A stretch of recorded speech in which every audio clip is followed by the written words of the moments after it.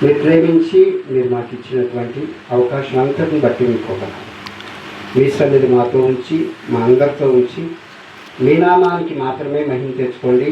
ఏర్పాటు చేసుకున్నటువంటి కుటుంబానికి కూడి చేరి కూర్చొని మీ మాట వినటానికి మీ సన్నిధికి ఆశతో ఆసక్తితో వచ్చినటువంటి మా అందరికీ కూడా మీ దీవెన అనుగ్రహించమని ఆత్మీయ తల్లిదండ్రులు మా మధ్యకి నడిపించారు. అందరిని బట్టి మీకు ఉన్నారు.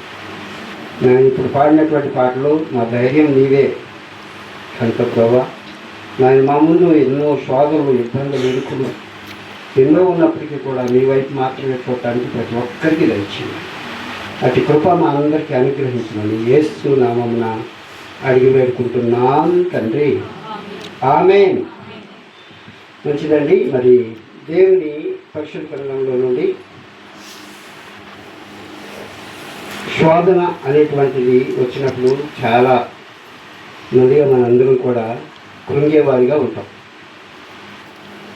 అయితే శోధన ఎవరు గ్రహిస్తారు, ఎవరు దాని గురించి ఆలోచిస్తారు అంటే రక్షించబడి దేవునిలో లోతుగా వాక్యానుసారంగా జీవించి వాక్యాన్ని ముందు పెట్టుకొని వాక్యానుసారంగా నడవడానికి ఇష్టపడిన వాళ్ళు మాత్రం శోధన అనేటువంటిది ఏంటి, శ్రమ అనేది ఎలా వస్తుంది, ఆ శ్రమ తగినటువంటి ఫలితాలు, ఆ శ్రమ నుండి విడిపించబడాలంటే నేనేం చేయాలి అనేటువంటి ఆలోచన ఎవరికి కలుగుతుందంటే మారు మనసు పొంది దేవునికి లేక దేవుని బిడ్డలకి దగ్గరగా ఉన్నటువంటి వాళ్ళకి ఇలాంటి ఆలోచన వస్తూ ఉంటుంది.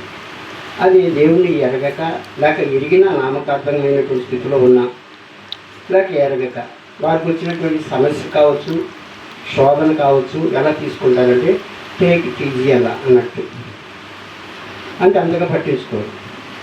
ఎందుకంటే అందరికి వస్తుంది, మనకు కూడా వస్తుంది. దేవుని సేవకులు చనిపోయారు, కాలం చేశారు దైవజనులు సాల్మన్ గారు. ఆయన మార్మల్స్ పొందేటప్పుడు మరి బండి ఐజక్ అయ్యగారు వాళ్ళ అమ్మగారు అపరంజమ్మ గారు వెళ్ళి ఎరా పాపాలను ఒప్పుకుంటున్నావు అంటే నేనేం పాపాలు చేశాను అక్కయ్యా అన్నాడంట. నువ్వేం చేయలేదా అంటే నేనేం చేశానంటే నేను ఇప్పుడు అబద్ధం ఆడలేదంటే అందరూ అబద్ధం ఆడారు, నేను అబద్ధం ఆడాను.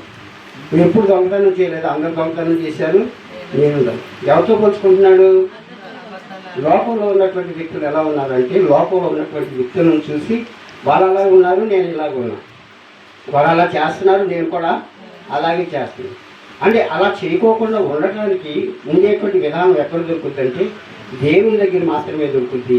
దేవుని సన్నిధిని వెతికినప్పుడు దేవుని బిడ్డలైన వారు మనకి సమీపంగా ఉన్నప్పుడు తప్పుకోకుండా మనం ఏమై ఉన్నాం, వాక్యం ఏమై ఉంది, వాక్యానుసారంగా మనం ఉన్నామా లేదని చూసుకోవడానికి దేవుడి కృప చూపిస్తాడు. అంటే ఈ శ్రమ వచ్చినప్పుడు శ్రమను బట్టి మాత్రమే మనం దేవునికి చేరువుగా ఉంటాం. శ్రమ వచ్చినప్పుడు మాత్రమే దేవునికి దగ్గరగా ఉంటాం. మనకి బాగా ఐశ్వర్యం ఉన్నా లేకపోతే ఆరోగ్యం బాగున్నా మనకి శ్రమ అనేటువంటిది మన దూరంగా ఉన్నప్పుడు మనల్ని పట్టడానికి పగ్గాలు ఉండవు. మనం ఇటు కావాలంటట్టు వెళ్ళిపోయేవారుగా ఉంటాం. ప్రతి ఒక్కరు బంధువులుగా కనపడతారు. మనకి శ్రమ వచ్చినప్పుడు మాత్రం మన దగ్గరికి ఎవరు. ఈ ఉదయకాల సమయంలో దేవుడు నా మొదలు పెట్టినటువంటి కొన్ని మాటలు చెప్పాలనుకుంటున్నాను. అయితే సామెత గ్రంథంలో ఏముందంటే వాటి జ్యోతి నేను అవి చెప్పాను. శ్రమ దినమున నువ్వు పొందిన వాడు నుండి అలా చేతగాని వాడవు. అంటే క్రైస్తవులు అనగా దేవుని దగ్గర పిల్లలను దేవుడు చేతగాని వాడుగా చేస్తారా అంటే చేయడు. దేవుని జరిగిన పిల్లలకు దేవుని దగ్గరికి వచ్చిన వారిని తలగా చేస్తాను కానీ తోకగా చేయడు, పైవాడిగా చేస్తాను కిందవాడిగా చేయడు. అయితే ఈ దినాన ఈ వాక్యంగా అవుతుందా లేదా అనేటువంటి కోణంలో మనం దినాన్ని మనం పరిశీలించుకుంటే ఇంతగా నేను దేవుని దగ్గరికి పోతున్నా, ఇంతగా దేవుని దగ్గరికి వస్తున్నా, ఇంతగా దేవునిలో సాగుతున్నా, ఇంతగా దేవుని ఎందుకు భయభక్తులు కలిగి దేవుని బిడ్డలకు చెప్పినట్లుగా చేస్తున్నాను అనేటువంటి ఆలోచన కొన్నిసార్లు నీకు నాకు కూడా వచ్చిన శ్రమను బట్టి, ఇబ్బందులను బట్టి, ఇరుకును బట్టి, శోధనను బట్టి, దిగును బట్టి, చింతను బట్టి, వేదన బట్టి మనకు కూడా ఈ ఆలోచన రావచ్చు. అయితే శోధన ఎవరికి వస్తుందంటే సహించే వారికి వస్తుంది, ఇబ్బంది ఎవరికి వస్తుందంటే భరించే వారికి వస్తుంది. కనుక దేవుళ్ళో ఉన్నటువంటి మనకి శోధన వచ్చిందంటే ఇంకా మనల్ని దేవుళ్ళు ఏం చేయటానికి బలపరచటానికి. అందుకని యోగులలో శోధింపబడిన మీదట నేను సువర్ణం వల్లే మారేదని. బంగారాన్ని అంట 7 మార్లు పుటం వేస్తాడంట. ఎందుకని? అంటే ఇంకా దాంట్లో ఉన్నటువంటి క్వాలిటీ బయటికి రావాలంటే ఏం చేయాలంటే దాన్ని చేయవలసిన రీతిలో చేయాలి. నీలో నాలో మనలో ఉన్నటువంటి ఆత్మీయ స్థితి కూడా బయటికి రావాలంటే, మోకరించాలంటే, ప్రార్థన చేయాలంటే, కనిపెట్టాలంటే, కన్నీరు కార్చాలంటే తప్పకోకుండా నీకు నాకేం రావాలంటే శ్రమ అనేది రావాలి. అయితే ఆ శ్రమ వచ్చినప్పుడు దేవుని ఎరిగినటువంటి బిడ్డలుగా దేవుని కలిగిన మనము ఏమనకూడదంట, కృంగేవారిగా ఉండకూడదని. పరిస్థితి మనం పెట్టుకుని నా వల్ల కాదు అనేటువంటి కోణంలో కాదు, కానీ దేవుడు ఉన్నాడు, దేవుడు గొప్పవాడు, ఆయన చూసుకుని మనం ఏం చేయాలంటే నా ధైర్యం నీవేనయ్యా, నా మార్గం నీవేనయ్యా, నా సత్యం నీవేనయ్యా అని అసత్యాన్ని విడిచిపెట్టి సత్య సంబంధాలుగా మనం ఉన్నప్పుడు ప్రతి ఒక్కరిని దేవుడు ఏం చేస్తాడంటే జ్ఞాపకం చేసుకుంటాడు. ఇంకేవారు ఎవరంటే చేతగాని వారు. మనం దేవుడు జరిగినటువంటి పిల్లలుగా ఉన్నటువంటి మనకి, నేను ఇక్కడికి వచ్చేప్పుడు మరి మాట చెప్పిన అమ్మగారు ఏమనుకోండి, అమ్మగారు ఆత్మీయ కుమారుడిగా నాకు చాలా విషయాలు నాతో చెప్పారు. ఎందుకంటే నేను కూడా వాళ్ళు ఒక భాగం చూడడం ప్రార్థన చేస్తాను అనేటువంటి ఆలోచన పట్న మరి మనకి పనులు చాలా జరుగుతున్నాయి. అట్లాగే అప్పు కూడా పెరుగుతుందయ్యా, ఎంత తప్పు అయింది అంటే ఎందుకు చెప్తున్నారు చాలా మందికి చెప్పరు.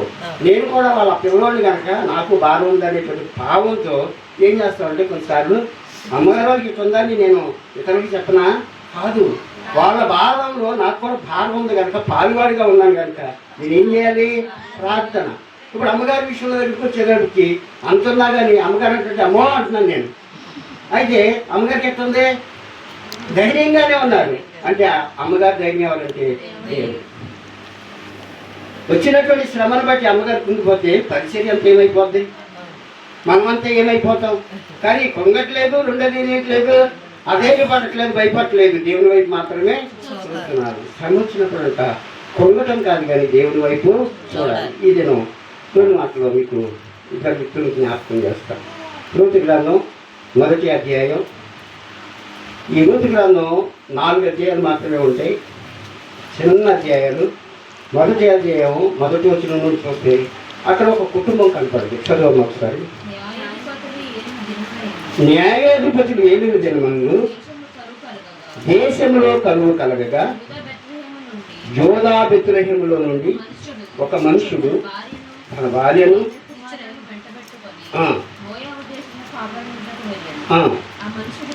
ఆ మనుషుడి పేరు ఎలీమెలెకు, అతని భార్య పేరు నయోమి, అతని ఇద్దరు కుమారుడి పేర్లు మహ్లోను, కిల్యోను. వారు యోదా బెత్లెహేము వారైన ఎఫ్రాయితీయులు. వారు మోయాబు దేశములకు వెళ్ళి అక్కడ కాపురం ఉండేది. నయోమి పెరుగుటైన ఎలీమెలెకు చనిపోయిన తర్వాత ఆమె ఇద్దరు కుమారులను నిలిచి ఉండేది. వారిలో ఒక దాని పేరు వార్ప, రెండో దాని పేరు ఋతు.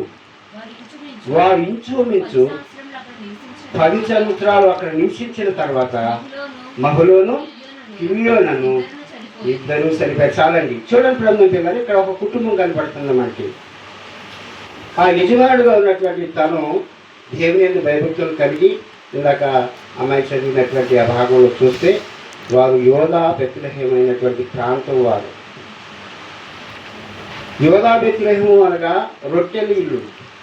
మేము మారు మనసు పొందినటువంటి మొదటి దినాల్లో అయ్యగారు ఆ వాక్యం చెప్తుంటే యోదా ఆ ప్రాంతం అనేటువంటి రొట్టెల ఇల్లు అని చెప్పినప్పుడు అదేనో ఆ మాట విన్నప్పుడు ఎంతో ఆశ్చర్యం అనిపించింది. అలాంటి సమృద్ధిలో దేవుడు ఏం చేశాడా, అక్కడ ఉన్నటువంటి ప్రజలను ఉంచాడు. శ్రమ అనేటువంటిది తాత్కాలికమైంది. ఇప్పుడు దెబ్బతగులుకి మనకి కొద్ది రోజులు మాత్రమే దాంతో బాధపడతాం. ఆ తర్వాత మళ్ళీ శరీరంగానే అయిపోద్ది. ఆ బాధ నివారణ అయిపోయేటువంటిది ఇంటిగా ఉండదు. బాధ ఎప్పుడూ ఉండదు, శ్రమ ఎప్పుడూ ఉండదు. అయితే ఇక్కడ యోదా బెత్లెహేము అనేటువంటి ప్రాంతానికి సంబంధించినటువంటి ఆశీర్వాదానికి కలిగినటువంటి వారసులుగా ఉన్న వారై ఏమయ్యారంటే కొంచెం శ్రమ అనేటువంటి శ్రమకాలం సంభవించగానే వాళ్ళు ఏం చేశారంటే ఒక ఆలోచన తీసుకుని అక్కడి నుండి బయలుదేరి మోయాబుకి వచ్చారట. ఈ మోయాబు అంటే శపితమైనటువంటి, పాడైపోయినటువంటి, పతనావస్థలో ఉన్నటువంటి శాపగ్రస్తమైనటువంటి కుటుంబాలు. అమ్మాయి ఇక్కడ ఉంది, మన వార పెదంకేస్ మామయ్య, చిన్నంకేస్ మామయ్య అనేవాడు. ఈ పాపకి తెలియచ్చాను. వీళ్ళ ఇంటి దగ్గర ఎక్కువగా ఉండేవాళ్ళని. వాళ్ళు మా కుటుంబాలు ఎక్కువగా ఉండేవాళ్ళు. బట్టోళ్ళు తెల్లారి డ్యూటీకి వెళ్ళి వస్తే బట్టోళ్ళు ఇళ్ళ దగ్గర ఉండేవాళ్ళు, మేము ఏదో ఇంటి దగ్గర ఉండేవాళ్ళు. బాగా కలిసి ఉండేవాళ్ళు. వాళ్ళ కుటుంబం మా కుటుంబం ఎలా ఉండేదంటే మోయాబి కుటుంబీకులుగా ఉండేది. ఈ గ్రామంలో ఎవరు ఏ గుడికి వెళ్ళి వచ్చినా కానీ సాయంత్రం భజన పెట్టాలంటే వీళ్ళు చిన్న తాతయ్య డోలకు తీసుకుని వచ్చేవాడు, నేను తాళాలు తీసుకుని వెళ్ళాను. భజన చేసేటువంటి కుటుంబం. అలాంటి కుటుంబంలో నుండి దేవుని బిడ్డలైన వారు ఈ ప్రాంతానికి వచ్చిన దాన్ని బట్టి మేమేం అయ్యామంటే మోయాబీలుగా ఉంటూ క్షమితమైనటువంటి ఆచారాలు అనురాగాల్లో ఉంటున్నటువంటి పరిస్థితుల నుండి దేవుని వెలుగులోకి రావడానికి దేవుని కృప చూపించి ఏం చేశాడంటే మమ్మల్ని బయటికి తీయటమే కాదు కానీ అంతటా అందరూ మారు మనసు పొందాలనేటువంటి నినాదంలో మా కుటుంబీకులు మారటానికి దేవుని కృప చూపించి అలాంటి కుటుంబాలుగా ఉన్నటువంటి మమ్మల్ని ప్రేమించాడు. ఈ పాపని వీళ్ళ అమ్మని వీళ్ళ నాన్న శాస్త్రి వీళ్ళందరం చూస్తే నాకు చాలా సంతోషం. ఒకప్పుడు మన కుటుంబాలు ఏంటి, మనం ఏంటి, ఎలా ఉండేవాళ్ళం. ఇదే నాన్న దేవుని ప్రేమలో మరి వీళ్ళు సెమీ క్రిస్మస్ కొట్టి ఎంత చక్కని ప్రోగ్రామ్స్ చేస్తారని అది చూసినప్పుడు ఎంతో ఆనందపడతాను. ఎందుకంటే ఒకప్పుడు ఎలాంటి పరిస్థితి మాది, మమ్మల్ని మేము పరిశీలించుకోవడానికి పరీక్షించుకోవడానికి అలాంటి సందర్భాలు ఏమిటి అంటే చూసినప్పుడు ఆలోచింప చేసేవిగా ఉంది. మన ప్రాంతంలో ఉన్నటువంటి ప్రతి ఒక్కరూ మారారు. భయంకరమైనటువంటి స్థితిగతులు కలిగినటువంటి ప్రాంతం ఇది. ఎప్పుడు చూసినా కానీ తాగుడు, వ్యభిచారం, దొంగతనం, మోసం, రకరకాలైనటువంటి పరిస్థితుల్లో మగ్గిపోతున్నటువంటి కుటుంబాలుగా ఉన్నటువంటి వారు వెలిగించబడుతున్నారంటే, బయటకు వస్తున్నారంటే దానికి కారణం ఏంటంటే మొదటి దేవుని కృప, రెండోది దేవుని బిడ్డలైన వారు ఏం చేస్తున్నారు, ప్రార్థన చేస్తున్నారు కనుక అనేకులు ఏమవుతున్నారంటే బయటికి వచ్చి మార్పు చెందుతున్నారు. ఇక్కడ కొంచెం చిన్న కష్టం రాగానే వాళ్ళు ఏం చేశారంటే ఆ ప్రాంతాన్ని విడిచిపెట్టి మరో ప్రాంతానికి వచ్చారు. వచ్చినటువంటి ప్రాంతం, ఎన్నుకున్నటువంటి ప్రాంతం ఏమైనా యోగ్యమైందంటే అంతకంటే దారుణమైనటువంటి అంటే ఆశీర్వాదకరమైనటువంటి ప్రాంతం నుండి మరి ఎక్కువైనటువంటి ఆశీర్వాదానికి వెళ్ళవలసినటువంటి వారు ఇప్పుడు నాకు ఆటలేస్తుందండి. అన్నం లేదు, అన్నం పెట్టేవాళ్ళ దగ్గరికి వెళ్ళాలా, పెట్టినటువంటి దగ్గరికి వెళ్ళాలా, పెట్టేవాళ్ళ దగ్గరికి ఎత్తుక్కోవాలి. వీళ్ళు ఎక్కడికి వెళ్ళారు, పెట్టిన వాళ్ళ దగ్గరికి వెళ్ళదు, శమితమైనటువంటి ప్రాంతానికి వెళ్ళారు. వాళ్ళ దగ్గరికి రాగానే యజమానుడు చనిపోయాడు, భర్తను కోల్పోయి పిల్లలను పెట్టుకుని ఎలా ఉంది, దీనమైనటువంటి స్థితిలో ఉంది. కొంతకాలం 10 సంవత్సరాలు అక్కడ ఉన్న తర్వాత తీసుకున్న నిర్ణయం ఏంటంటే అయ్యో నా భర్తను నేను పోగొట్టుకున్నాను ఏంటి అనేటువంటి ఆలోచన ఇంటి యజమానురాలుగా ఇల్లాలుగా జ్ఞానం కలిగినటువంటి స్త్రీగా ఆలోచించుకోకుండా ఏం చేసిందంటే భర్త తీసుకున్నటువంటి నిర్ణయంలో ఇంకెవరో ఏం చేసింది, ఇక్కడే ఉండి ఏదో సాధించాలని అక్కడే 10 సంవత్సరాలు కాపురం ఉన్నారని. ఈ 10 సంవత్సరాల కాపురంలో ఏం చేశారు, ఇంకా బలగాన్ని పెంచుకోవడానికి ఏం చేశాడు, వారి మధ్యలో నుండే 2 స్త్రీలను తమ కుమారులకు వివాహం చేశారు. వివాహం చేసుకున్న కొంతకాలానికి ఏమైపోయారంట, క్షేమం పోయిందా, ఆశీర్వాదం వచ్చిందా, ఆరోగ్యంగా ఉన్నారంటే వాళ్ళిద్దరు కూడా ముగ్గురు ఏమయ్యారు, ముగ్గురు అదే స్థితిలో ఉన్నారు. ఆ అధ్యాయం శుభ్రకు వచ్చేటప్పటికి దేవుడంట ఆ ప్రాంతాన్ని మరలా యోధా బెత్లెహేముని జ్ఞాపకం చేసుకుంటున్నాడంట. యోధా బెత్లెహేముని జ్ఞాపకం చేసుకుంటున్నాడంట. మధ్యలో ఆవిడ ఏం చేసిందంటే ఇక భర్తను కోల్పోయింది, పిల్లలను కోల్పోయింది. ఇక నేను ఇక్కడ ఎందుకులేని దేవుడంట ఆ ప్రాంతాన్ని దర్శిస్తున్నాడని విన్నప్పుడు ఆవిడ ఏం చేసింది, మరలా తిరిగి అక్కడికి రావాలనుకుని ఆవిడ బయలుదేరి తన ప్రజల దగ్గరికి వస్తే అక్కడ ఒక మాట ఏమనంటే అయ్యో నయోమి వచ్చింది, మన మధ్యలో కొంతకాలం కొన్ని సంవత్సరాలు అయిపోయింది కదండి, మరలా కొత్త చుట్టంలాగా వచ్చేటప్పటికి అందరూ కలిసి మన మధ్యలో ఉన్న నయోమి ఎలా ఉంది అని పలకరిస్తుంటేనంట నయోమి ఏమంటుంది, నన్ను నయోమి అని అనద్దు, ఏమంటున్నా నన్ను మారా అని. దేవుడు నాకెంతో ఏం కలిగజేశాడంట, దుఃఖం కలిగజేశాడంట. అంటే దేవుడు దుఃఖం కలిగజేసేవాడా, దుఃఖం నుండి విడిపించేవాడా, విడిపించేటవాడు. అంటే వాస్తవానికి ఇక్కడ ఆలోచన చేస్తే ఎవరి మరి ఆ ప్రాంతంలో ఉన్నటువంటి వారందరూ అక్కడే ఉన్నారా, వాళ్ళు కూడా వచ్చేసారా, అక్కడే ఉన్నారు. మరి ఈవిడ బయటకు వచ్చేసింది, తన భర్త బయటకు వచ్చేసారు, తన పిల్లలు బయటకు వచ్చేసారు. వచ్చినటువంటి వారు శ్రమ పాలయ్యారు.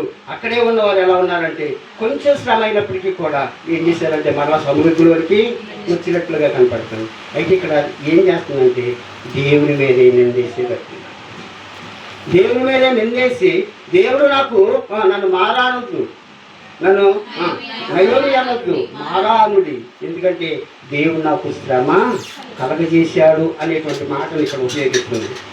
దేవుడే ఏం చేశాడంటే శ్రమ కలగజేశాడని దేవుని మీద నెపములు మోపేటువంటి వ్యక్తిగా ఉంది. కొన్నిసార్లు మనకు కూడా వచ్చిన కష్టాన్ని బట్టి, ఇబ్బందులను బట్టి, ఇరుకుని బట్టి మనం కూడా ఏం చేస్తామంటే ఎదటి వ్యక్తి లేదు కదా అనేటువంటి కోణంలో మాట అంటాం. కానీ ఇక్కడ ఎవరి మీద నెపములు మోపుతుందంటే దేవుని మీదే మోపుతుంది. రూట్ దగ్గరికి వచ్చేటప్పటికి ఇద్దరిని పిలిచేవాళ్ళంటే అమ్మ మీ పుట్టింటికి వెళ్ళిపోండి, నేను వెళ్ళిపోతున్నానంటే వాళ్ళు ఏమన్నారంటే వార్ప వచ్చింది, ఎలుగెత్తి ఏడ్చి ముద్దు పెట్టుకుని తన బంధువుల దగ్గరికి వెళ్ళిపోయింది. మరలా ఎక్కడ జీవగ్రంథంలో రాయబడినట్టుగా కనబడుతున్నా. కానీ ఇక్కడ రూట్ ఏమంటుందంటే ఒక కమిట్మెంట్, తను తీసుకునేటువంటి నిర్ణయం ఎలా ఉందంటే ఆశీర్వాదానికి అడుగు వేసేటట్లుగా ఉంది.